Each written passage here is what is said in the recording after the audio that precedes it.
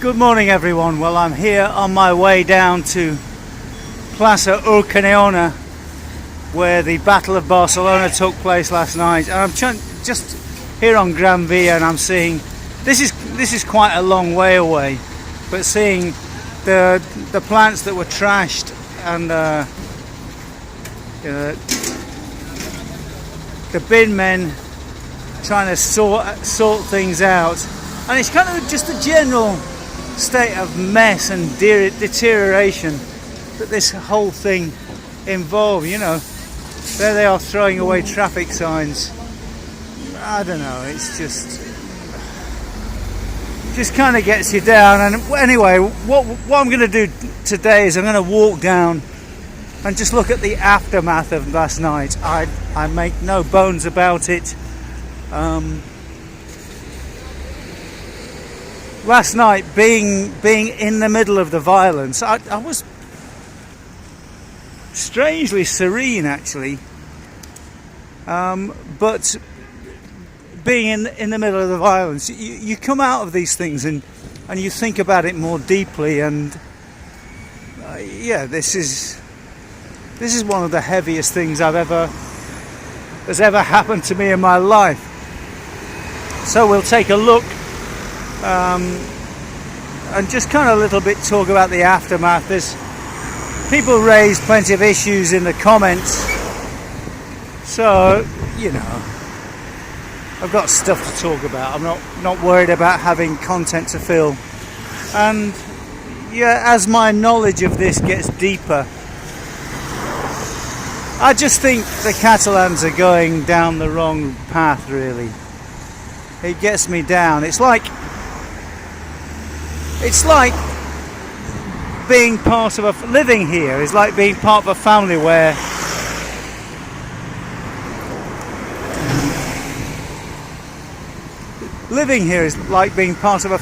half the members are heroin addicts, and you know, you kind of love them and you want the best for them and you want to help them, but they won't be helped. And even worse, if every time you do anything, they think you're being evil because you're taking their fix away from them. And this whole Catalan independence thing has turned into a fix for fucking morons, and they really can't see what's going on. Somebody got in touch, various friends get in touch with me. My videos seem to be reaching interesting people. Now, Antifa were involved last night. Antifa are funded by the likes of Soros and the Colour Revolutions. And I kind of fully understand the nice middle-class Catalans who believe in independence and go out on the marches. But somebody on Twitter pointed out to me today, all these signs in English when their first language isn't English. This really smacks of Colour Revolution. And yeah, it looks like Soros is involved on many levels. Yeah. Look at this, we're still a street away, and you know, the plants, the kind of general level of destruction here. The streets all trashed up and dirty. I don't know, it's just not worth it. And perhaps when this is, I mean, I keep working on my book publishing projects, my investigation into the Spanish Civil War. There's so much that seems to be happening again, and the poor Spanish people, and I know they're not bad in themselves, but because they've been so propagandized and they're so convinced that they're right and they're the goodies, and Catalonia antifascista is good, and it's one of the reasons why I want to publish some of the more dangerous nationalist literature that came out in the 1930s and 40s, so that people can actually read it for themselves to find out what they really said.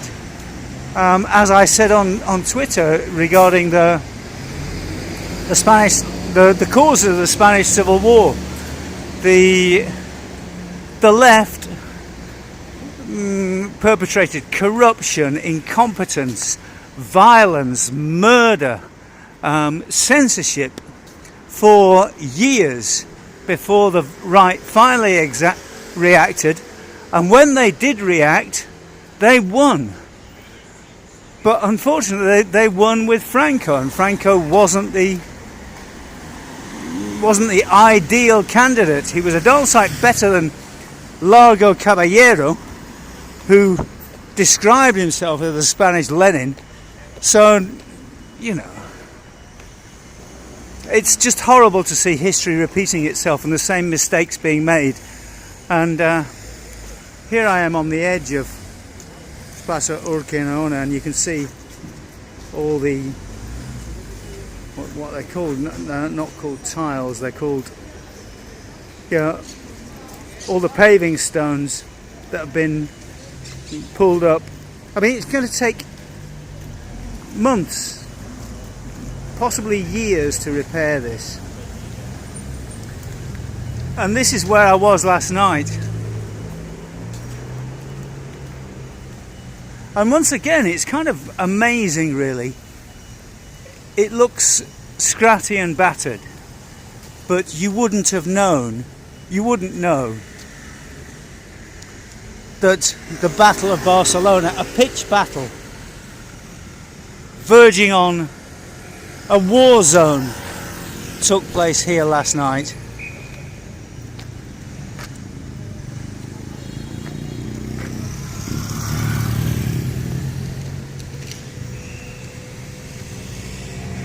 And let's try and recreate a little bit of where I was last night. I've come down Roger de Llúria. Last night I arrived via Pau Claris, which turns into Via Laetana.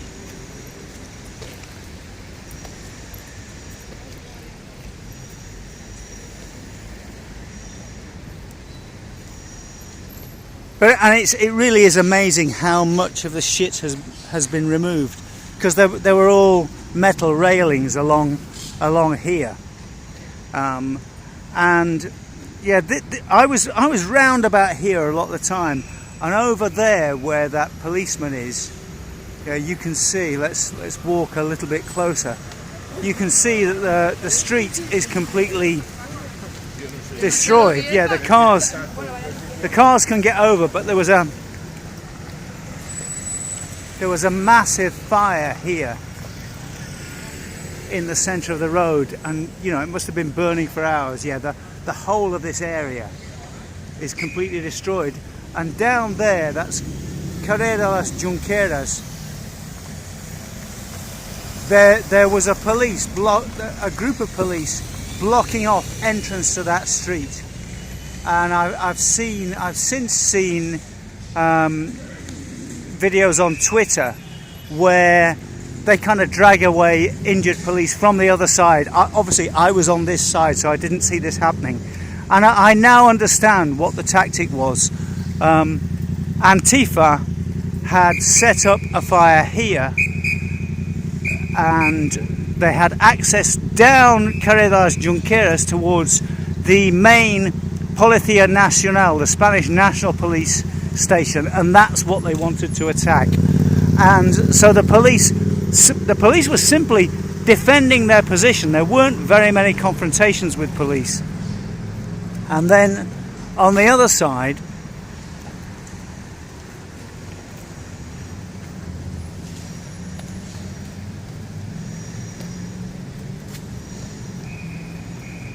two tourists here. I mean, if I was them, I wouldn't come back to Barcelona. Fuck that.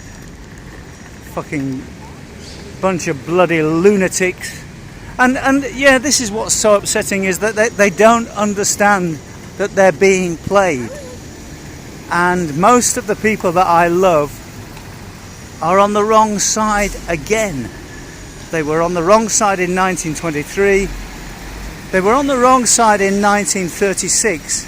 However much, particularly British historians have talked about the wonderfulness of the Republic, you kind of read it and you know about what was happening with Soviet influence and communism at the time, and you can fully understand why the right reacted the way they did, and weren't going to have their country destroyed, which was obviously going to happen.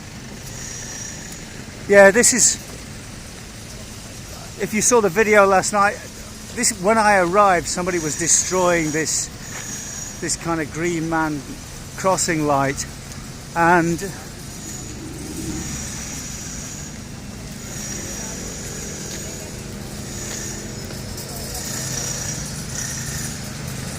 this was where the main fire was. You know, just look at the state of the road. I mean, and this is one of the main routes into central Barcelona. This, in order for the city to work, this road has to be open, and it's going to have to be re-tarmacked. And this is where the massive fire was set last night, and all throughout the night there were police blocking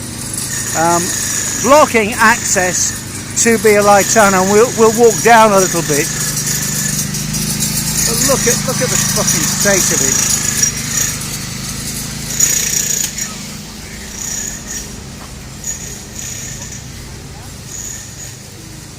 Yeah, it's so depressing. All ashes around the bottom of the trees. But perhaps what we'll do is we'll walk down Via Laietana and have a look at where they were trying to end up, which is the Policía Nacional, the Spanish National Police Station, the central one in Barcelona. Yeah, so they obviously got past earlier, and then round about here, the police set up the blockade, and pretty much like the previous night when I was on Rambla Catalunya, the police weren't looking for a fight. The police were just defending their position. They've obviously been told to play it cool, really.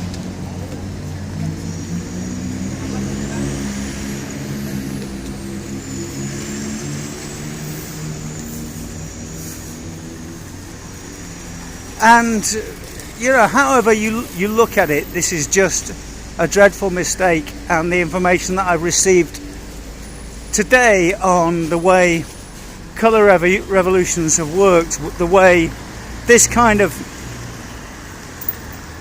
uprising is made, you know, all positive.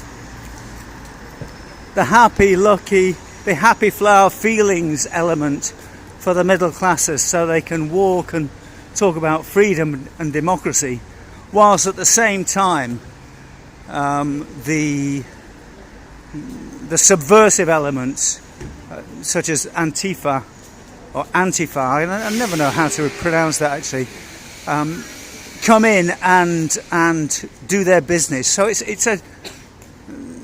the attack is taking place on two flanks, really, and the middle classes remain stupid and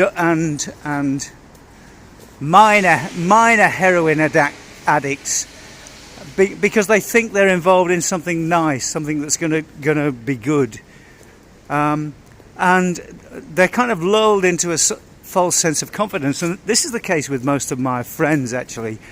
They're lulled into a false sense of confidence for a long time, until suddenly they wake up and realise they're being played, and this tends to happen. So the people that live around here will have ceased to be pro-independence. the people that live on, the Catalans that live on Rambla Catalunya and Passage San Juan will have seen what this really means. People like my wife and many of my friends who, like, we live very close to the area, very, very close to the government delegation, the Spanish government delegation.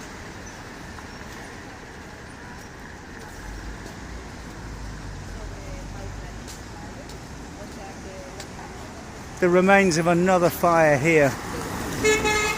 Yeah, and this has all been completely, our area has all been completely cordoned off now.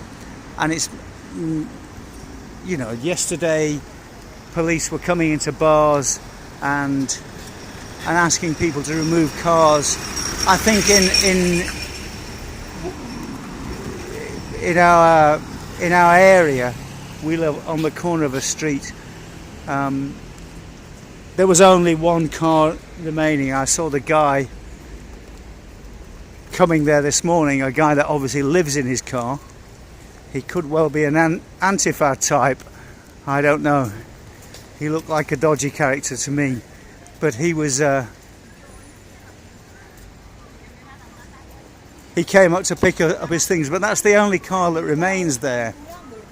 And normally, all the, you know, it's like this is a city centre. All the streets are lined with cars, and okay, so we're getting very close to the Spanish National Police Station, and I just think it's sad. I suppose I haven't really properly shown the extent of the destruction, but you can still smell it. Police cars everywhere, people cleaning things everywhere, a just general feeling of complete degradation.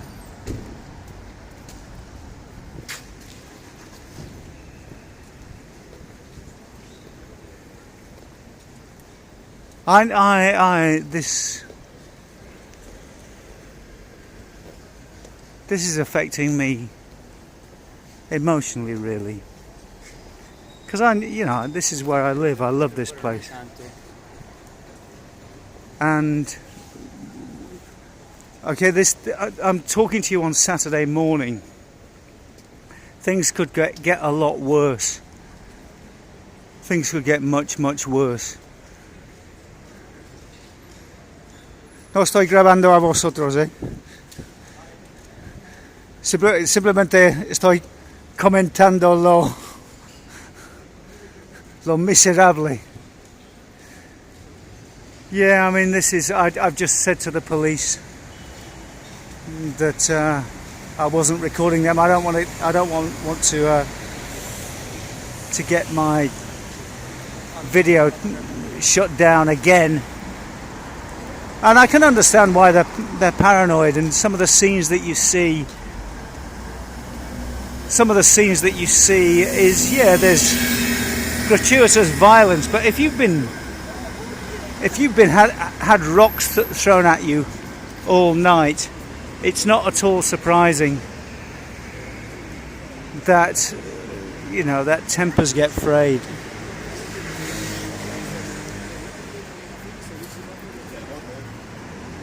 And I think this, I said this last night, this bodes very, very badly. I've got loads and loads of things to talk about in the next few videos. I was going to talk this morning about my views on, kind of explain the legal process behind the people that were sentenced to between 9 and 13 years. But I just can't be bothered to go into it now. They're a ridiculous bunch of idiots, I think. I think, to simplify things, yes, the sentences between 9 and 13 years for, I think, nine leaders of the independence process aren't disproportionate when you think of what murderers and rapists get. But my view is it's their own stupid fault. They were tried and sentenced they were found guilty of sedition. It could have been rebellion, but it's actually very close to treason. What they were trying to do, they were trying to bring down an established order and create a new state. Now, if you're going to do something as heavy as that, then make sure you win, and when you lose, don't just hand yourself over to the police like a wimp. All the leaders, on the 27th of October 2017, there was a very real chance of had the independence leaders acted with resolve, there was a very, very good chance of success, or at least forcing an international incident. But they just folded. So these are the consequences. They attempted to bring down the status quo, the Spanish state, so they have been punished accordingly. They shouldn't really be surprised about that. Is it fair? Probably not, but this kind of crime is considered by the state to be a lot worse than raping or killing an individual. Is that right or wrong? It's not my position to judge, but you can understand why the state will bring its full force down and accuse these people of sedition, accuse them of rebellion, but condemn them for sedition. Furthermore, three of the leaders, Oriol Junqueras, Dolors Bassa and Jordi Cuixart, I would all treat as utter and complete globalist scumbags. I had an interchange with Dolors Bassa when Fidel Castro died, because she thought that Fidel Castro was a great hero for the people, and I have no time for these people whatsoever. These are all members of Esquerra Republicana, the political party that I really, really hate. Very, very similar to the SNP in Scotland. That this kind of Marxist cuck nationalism that's going absolutely nowhere. And the Speaker of the Catalan Parliament, Roger Torrent, just to give you an idea of what these people are like, I spoke for the Catalan National Assembly in Amsterdam, or in Rotterdam a few years ago. And the other speaker was Roger Torrent. So I spent the weekend with him, and amongst the ridiculous things that he said, we were talking about Venezuela, and he said, "Yeah, okay, be careful what you say, because I think that Venezuela provides an interesting economic model for the future Catalan Republic." I mean, I don't really know what to say to that. This is the cathedral. This is the Barcelona that I like. This is the Barcelona that I want to preserve. And there's plenty of other places in Catalonia that I love. It's the beauty that I'm interested in. Not so much security, it's beauty, goodness and truth. The Catalan independence movement is ugliness, lies and evil. I'll say this very, very clearly. I've joined the opposition now, and particularly after last night.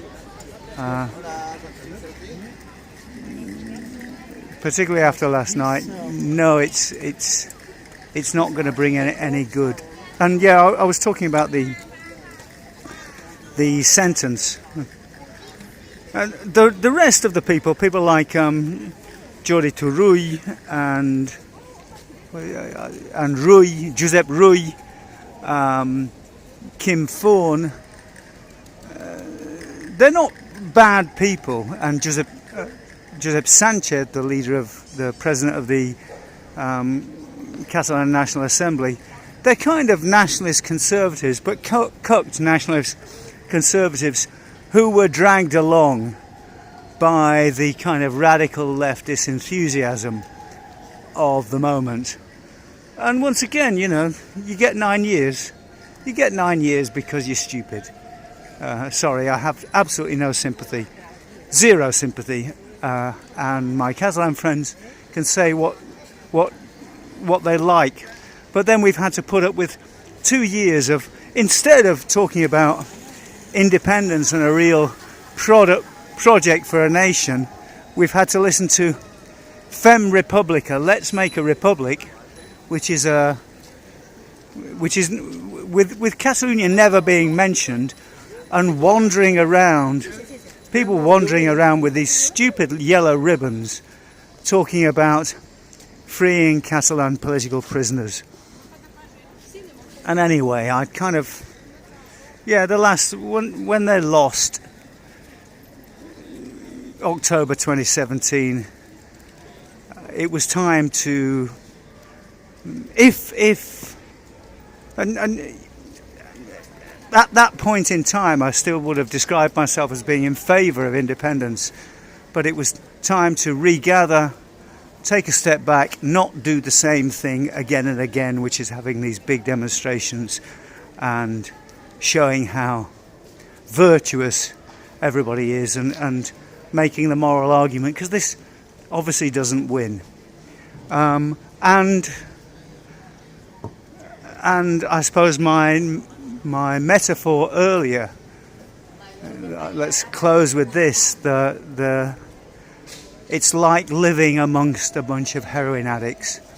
They're stuck on independence. They can't get off it. It's their fix. It's clearly not good for them.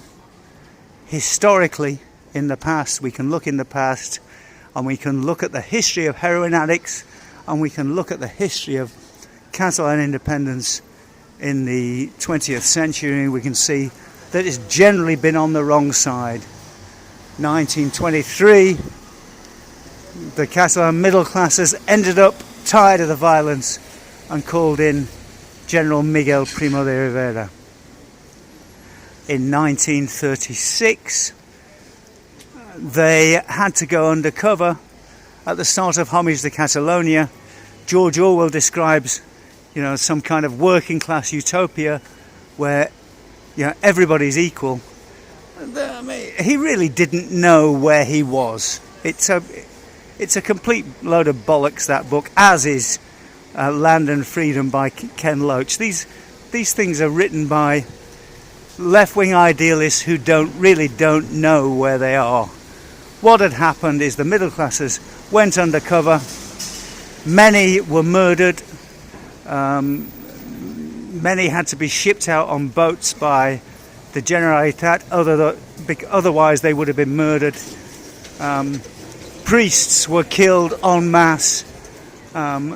Land was expropriated. Factories were destroyed. Churches were burned.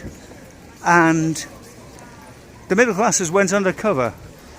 And very, very quietly, when Franco won, they were quite pleased. But they had to maintain their Catalanism, really. And now what's happening? At the moment, they believe, the Catalan middle classes believe they have a chance. They don't, for many reasons. The big demonstrations are all part of a Soros-inspired colour revolution. Now he's shipping the Antifa shock troops in. So there's kind of no hope of success, I think. I think I was going to say something else. Oh yes, and the other reason is demographics, which is the real subtext. See more stuff that's having to be fixed. The demographics, the importation of hundreds of thousands of low IQ, low wage immigrants is going to end up destroying the society. So they're going to end up without a country unless they react, unless they start to listen to people like me who really have their best interests at heart. Get off the fucking independence heroin, Catalans, because it's the wrong road. And anyway, here I am on... We've had kind of a surprising walk. I wasn't expecting to end up here, but here we are on a Portal del Ángel, one of the shopping streets, and I think I'll leave it here actually.